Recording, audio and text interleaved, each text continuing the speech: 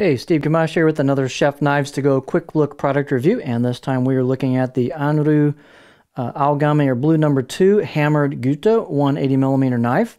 So the core steel on this, it's a 3-layer construction. On the hard core steel in the center is what's known as Aogami or Blue paper number 2, reactive high carbon steel from Hitachi. Heat treats approximately 62-ish Rockwell on that core steel. The construction is a soft stainless steel cladding on either side of that harder core steel, and looks like that does, you can maybe see some layers, so it kind of maybe slightly covers the spine. Check your version carefully. If you do see the layering in there, and you can see that center layer, you do need to watch that and keep that dry because that is, reactive steel in the center. So the nice thing is generally maintenance is lower on these because most of the sides are stainless steel, and it's quite stainless on these. And then the core steel is reactive, so you do have to keep an eye on that, but you're rewarded with excellent sharpenability and nice edge retention. And like I said, you can get screaming sharp edges on these. The construction, we just talked about that. The weight is going to vary and dimensions will vary a little bit from knife to knife, but this particular one's 128 grams or 4.5 ounces. It's nice and light and nimble. Edge length is right about 180. Or about 7.1 inches from the tip to the back of the heel, the chin. Overall length, almost 13 inches. Spine thickness coming out of the handle above the chin is about 3 millimeters, so these are typically fairly thick coming out, but then they thin out nicely after that pretty quickly. So halfway down the blade I measured about 1.8, and then you'll see there's not much taper there until you get to the grind. The grinds are fairly generous on these as far as the height. You can see how tall that grind is there, where the flats come in. And so you still get a pretty thin tip on these,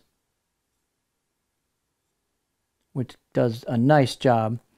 Height is 42.5 millimeters, so not super tall, but it is a 180. The handle is always well done on these. It's a nice fit and finish. It's actually, that should say oval. Sorry, oval. Scratch that. So it's an oval handle, ambidextrous, not octagonal, and it is rosewood with a black packawood ferrule. Nice fit and finish, nice tight install. The handle is about 75 millimeters in circumference where the packawood meets the rosewood. Pretty standard size. They have a generous curve from the back of the blade to choil into the neck, and so you've got a good spot for a pinch grip there.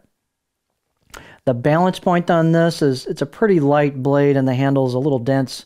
It's heavier than hoe wood, so there's your balance point. So it's going to be a little further back, but very nimble then on a pinch grip. The out-of-the-box edge, I'd say 5 or maybe 6 out of 10. It's a decent edge on here. You can definitely get it sharper, but it's a workable edge. And the tip itself, right at the very tip, is quite thin, so performance is very good on this. The blade is quite stiff. The grinds are pretty well even.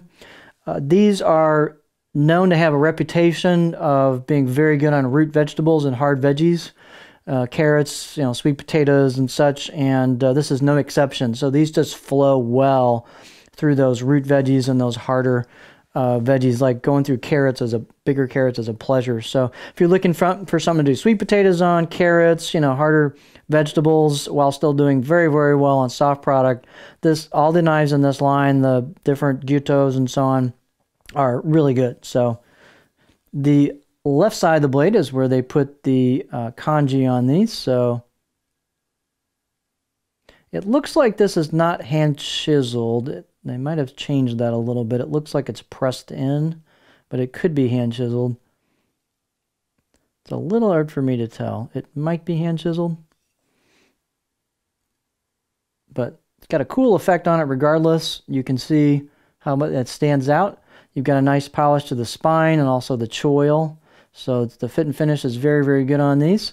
The sides have a hammered texture to them, kind of a little bit of polish, fair amount of polish actually. You can see the grind is generous on it, and you've got the core steel showing at the edge there, peeking out from that stainless cladding. So, and the kind of a frosted blade road effect there. So it's a nice package aesthetically. And as I said, performance is very, very good. They're thin at the edge, excellent through root veggies. This is a very pleasurable knife to use. They look nice.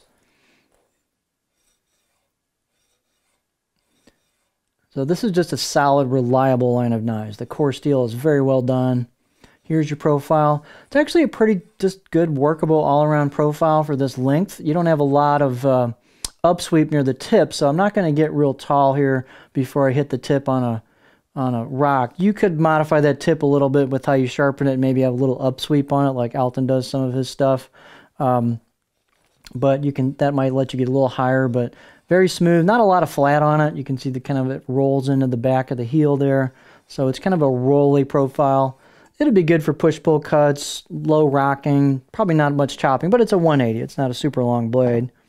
So just a really nice overall package, great characteristics, nice looking, excellent core steel. I think I'll go here. It's not quite as, no kanji, but it's not quite as shiny that way. So there we have the Anyru Blue No. 2 Hammered Gyuto 180mm knife.